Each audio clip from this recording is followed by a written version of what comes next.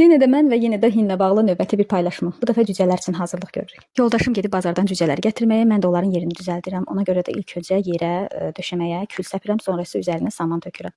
Burada da yoldaşım maşınla cücələri gətirdi, sayıb yerləşdirməyə başladı.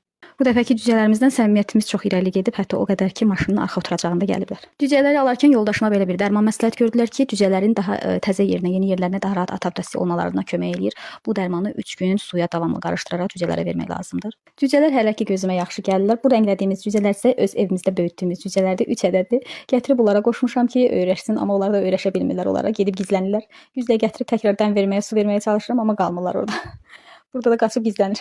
Mən cücələri vacib olmadıqca dərman müalicəsi etməyin tərəfdarı deyiləm. Əsasən yerli təbii üsulla müalicə etməyə üstünlük verirəm. Növbəti paylaşımlarda da inşallah sizə yerli və təbii üsulla cücələri necə bəsləyirəm, necə müalicə edirəm, onu paylaşaram. Biz neçə illərdir ki, cücələri bu formada, yəni bu böyüklükdə olarkən bazardan alıb, saxlayıb böyüdürük. Maraqlıdır görürsən, cücələri körpəykən, yəni yumurtadan təzə çıxarkən alıb bəsləmək mi daha rahatdır, yoxsa belə formada alıb saxlamaq mı?